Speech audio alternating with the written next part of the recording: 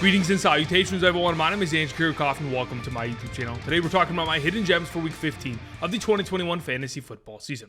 Now, after the snap that occurred on Thursday Night Football, many of us began to realize that the prospects that helped us get to the fantasy football playoffs were not in our lineups. They had disappeared and perhaps may not even be participating in this weekend's games. And for many of us, that may put us in a scenario in which perhaps we can't even win. But in order to help you guys out, we want to go ahead and counteract the snap that occurred and go ahead and collect the 6 hidden gems across the fantasy football landscape from different timelines, from different universes, on different teams, in order to go ahead, put together the fantasy football gauntlet and snap back our incredible lineups. On today's episode, of course, we're going to be talking about 6 different prospects who, in my opinion, should be started going into this upcoming weekend's contest. Majority of these players, yes, they may be rostered in your league, but they aren't being started at a very high percentage because there are a lot of questions regarding these players, their consistency, and whether or not they'll be able to perform in their given matchups this week.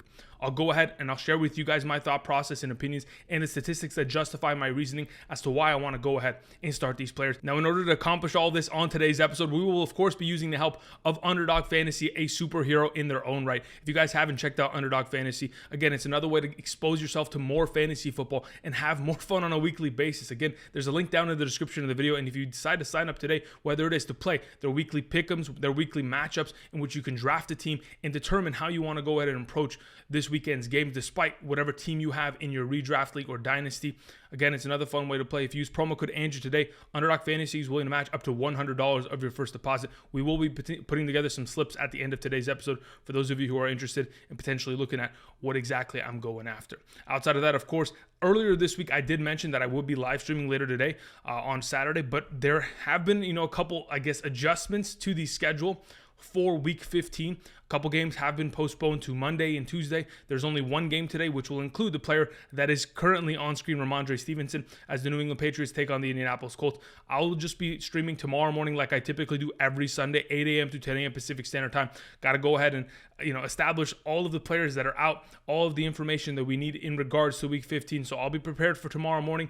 No stream today. Just wanted to go ahead and give you guys a heads up. All right, now that we've covered all that, let's go ahead and let's talk about our Week 15 hidden gems and begin with Rhamondre Stevenson as this week's Power Stone. Instead of decimating Xandar, the only variable that really we needed to go ahead and have confirmed for us for tonight's game was whether or not Damien Harris was going to play, and that has been confirmed that he is no longer going to play this week. He is out with a hamstring injury, and that does present a lot of value for Rhamondre Stevenson, a player that is currently rostered in 68% of leagues, but is only being started in 30% of them going into this weekend. I think to myself, well, if you have Rhamondre Stevenson, you should probably be starting him because he does have immense value as the starting running back of the New England Patriots. We know how much this team wants to run the ball. Of course, Mac Jones, he's an inexperienced rookie quarterback, and though he has shown some glimpses of incredible play, they obviously want to continue to pound the rock because that is where they're the best. I mean, when we think about the New England Patriots offense, their offensive line is the best part of their entire team.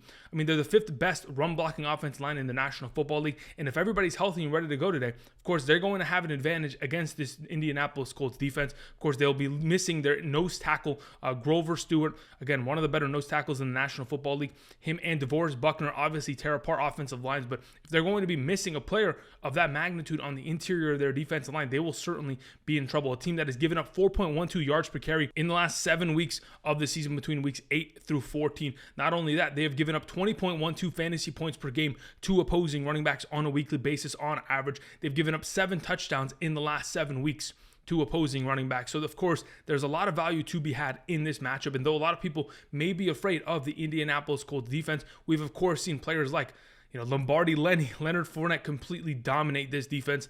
And I think, of course, this New England Patriots offense will be ready for the task at hand and will be able to deliver. The last time we saw Rhamondre Stevenson as the lone back, of course, Brandon Bolden's always going to get involved because of James White's absence this season. But last time we saw Rhamondre Stevenson as the lone back of this team, he put up 25.4 fantasy points against the Cleveland Browns in Week 10. And at that time, the Cleveland Browns looked like a pretty good run-stop defense.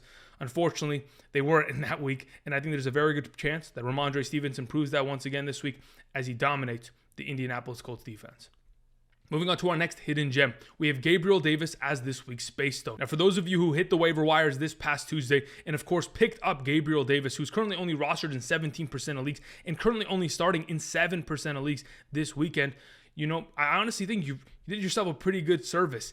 mainly because Emmanuel Sanders, dealing with a knee injury, is most likely going to be out. Did not practice at all this week. Not only that, Gabriel Davis in the last 2 weeks against the New England Patriots and Tampa Bay Buccaneers has scored a touchdown in both games.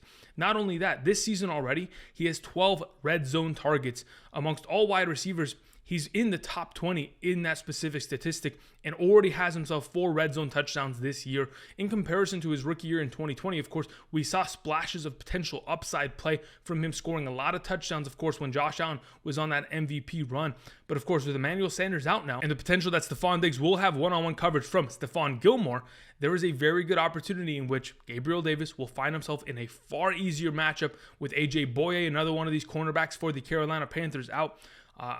Dante Jackson a couple weeks ago went to the injured reserve. The secondary is in a little bit of trouble, and I think, of course, Gabriel Davis should be able to take advantage of it. A couple stats that I wanted to mention. When Gabriel Davis in his career, his first 2 seasons, 2020 and 2021, has gotten 4+ targets in a game, he's averaged 10.44 fantasy points per game. In games in which he gets 3 or more receptions in a game, he averages 11.3 fantasy points per game. In games in which he gets a 25-yard reception or of more yardage, he averages 12.26 half PPR fantasy points per game.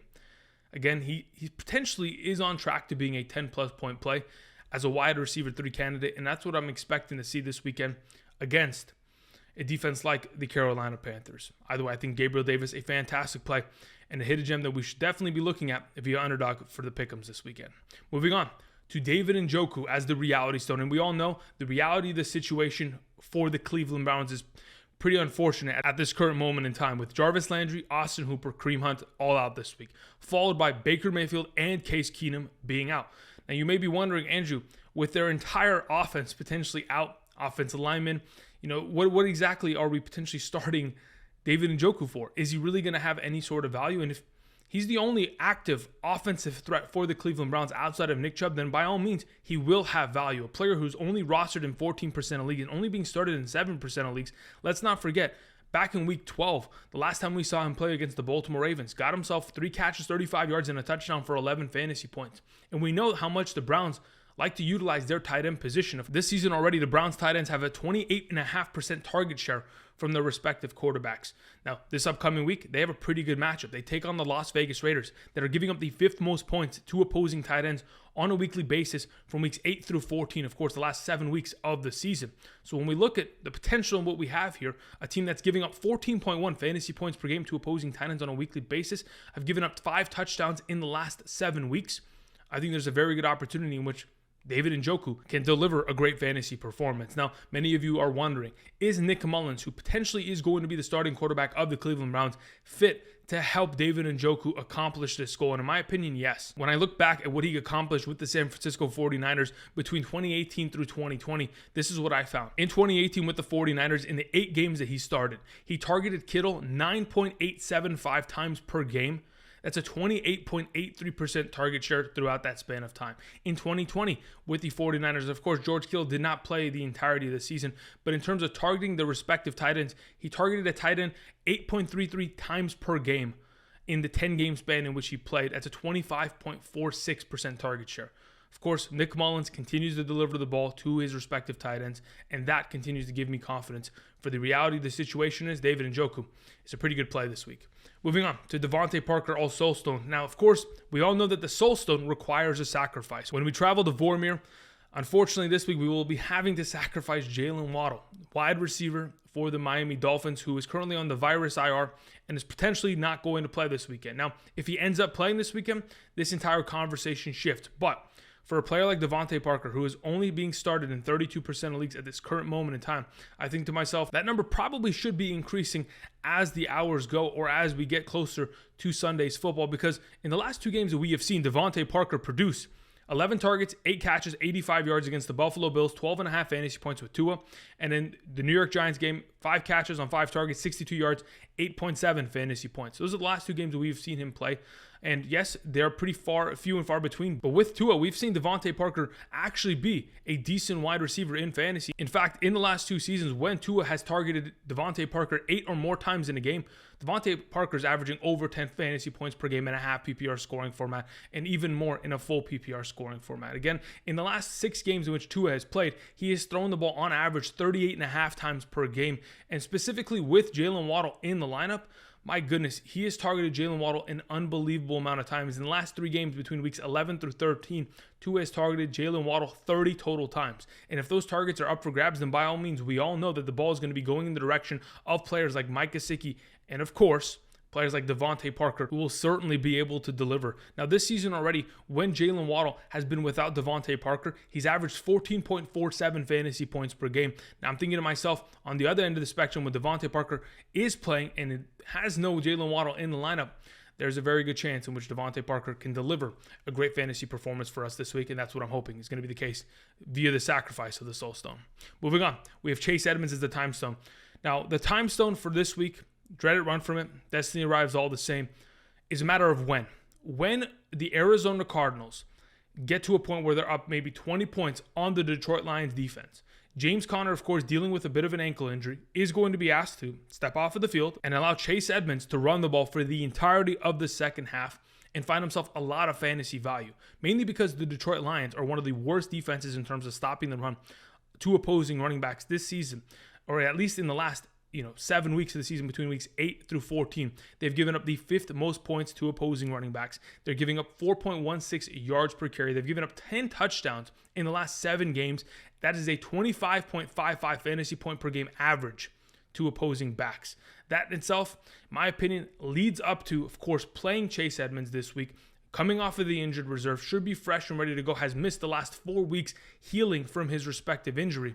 Why not play Chase Edmonds, currently only being started in 9% of leagues? I think it presents a great opportunity, not only being a starting running back or potential flex option this week with the ability to catch the ball. And for those of you who are wondering whether or not James Conner is going to be pulled in the second half of the game, let's think about what they just did with DeAndre Hopkins. They have playoff and Super Bowl aspirations. They shut down DeAndre Hopkins for the rest of the regular seasons in hope that, of course, he can come back for the playoffs and help deliver a championship to the city of Arizona. I think that's going to be the same case for James Conner. I mean, really, they want to keep him in the lineup and they want to keep him healthy and going. But I think James Conner is probably going to have to take the backseat this week in a matchup in which they should be dominating. And that is why Chase Edmonds is our time stone for this week. Moving on to our final hidden gem option, we have Ricky Seals-Jones. Ricky Seals-Jones has the easiest matchup at the tight end position.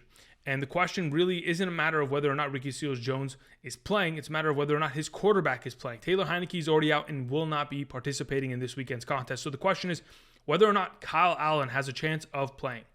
I think there is a very good chance of that. If he doesn't end up playing, then by all means, we're going to avoid Ricky Seals-Jones. But in this current scenario, if we have Kyle Allen playing, who in my opinion is actually a decent backup in the National Football League against the Philadelphia Eagles, let's not forget the Philadelphia Eagles this season are giving up the most points to opposing tight ends. This season already, they've allowed 11 touchdowns to tight ends, and in the last 7 weeks of the season are giving up 17.03 fantasy points per game in a half PPR scoring format, in which they've allowed 42 catches for 492 yards and 5 touchdowns. Of course, Ricky Seals-Jones, the starting tight end of the Washington football team with Logan Thomas out with an ACL injury, presents himself a lot of value with a lot of question marks regarding J.D. McKissick's absence, Curtis Samuel probably missing, maybe even, in fact, Terry McLaurin missing with the concussion that he sustained last week. Ricky Seals-Jones may be the only open option in this upcoming weekend's contest for the Washington football team, and that is why he is the Mind Stone cursed with knowledge.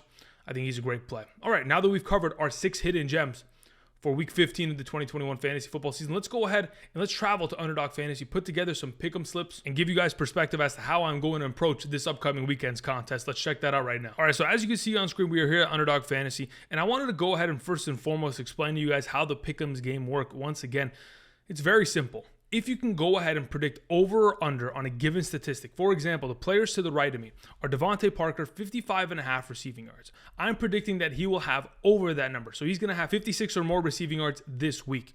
And for example, I also am predicting that CeeDee Lamb is going to surpass 69.5 yards. So that means he's going to have 70 receiving yards or more.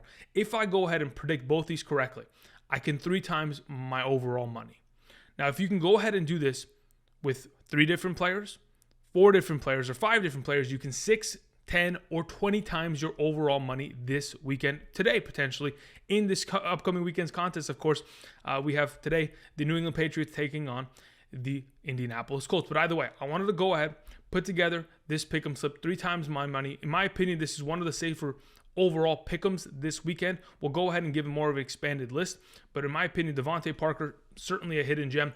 But also, CeeDee Lamb, one of the better wide receivers in the National Football League. We talked about it earlier this week. He's playing 80% of his snaps from the slot position, and the New York Giants defense just cannot stop slot wide receivers. All right, so let's go ahead and let's talk about a couple of the players that I see on screen and what potentially I'm going after. So like I was mentioning, of course, I want to put together a pick'em for today's game. I have Rhamondre Stevenson, of course, who in my opinion is a hidden gem, going over 73 rushing yards. I have Hunter Henry, over 2.5 receptions. All he needs to do is catch the ball 3 times, whether it is for a -5 yards or 500 yards. It doesn't matter. He's just got to catch the ball. Nyheim Hines for over 18 receiving yards. He's been able to accomplish that feat each of the last 2 weeks. And of course, like I've mentioned all season long, the New England Patriots really just give up the check down to opposing running backs. They really don't pay much attention to them, nor do they really cover them out of the backfield. So Nyheim Hines should be a great player there. And Jacoby Myers going against this secondary. I think Kendrick Bourne is going to pull #1 coverage, while Jacoby Myers will have an opportunity at gaining over 46 receiving yards. Let's go ahead, put this together, and transition to the next section of our pick'em slips. Now, typically what I like to do is the rivals games, where you go ahead and pin 2 players against one another and predict a stat. Now, specifically, Mac Jones versus Carson Wentz. Who's going to have more interceptions? I honestly think, if anybody, it would be Carson Wentz. I think Mac Jones is very passive. He is kind of a game manager at this point in his career. So, in my opinion, Carson Wentz probably throws more interceptions because he's willing to go ahead and, kind of push it to the limit every single week. Now, what I've gone ahead and done is added 4 more potential rivals head-to-heads for this weekend's slate of games. Now, of course, I went ahead and put together DeVante Parker over Jamison Crowder. Jamison Crowder getting 12 total yards. I think DeVante Parker still takes that. George Kittle taking on Kyle Pitts. Kyle Pitts getting an additional 25 total receiving yards. We can't forget the San Francisco 49ers are one of, if not the best teams in terms of stopping opposing tight ends this season already.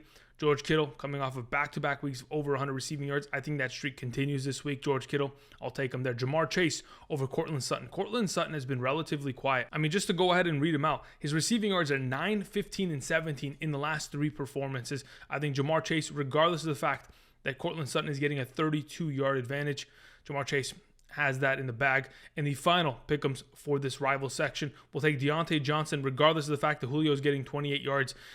With Joe Hayden back, it really does put Julio Jones in a very difficult position, while Deontay Johnson, obviously the #1 receiver in that offense, finding a lot of value and a lot of receiving yards this season on a weekly basis. We'll go ahead, put together that pick'em, try to 20 times our money from $5 to 100. Again, if you go ahead and use promo code Andrew today, Underdog Fantasy is willing to match up to $100 of your first deposit. Go ahead, give it a shot. Whether it is a $10 deposit, you get an extra additional 10, and potentially go ahead, participate in some pick'ems. There's a variety of them, whether it is the NFL, the NBA, the NHL. I mean, there really is a lot of games to play.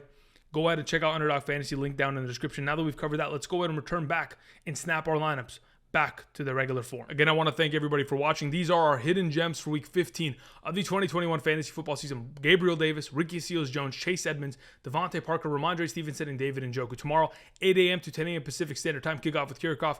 Live streaming there with updated rankings, answering all of your questions. And until tomorrow, I'll see you guys. Peace.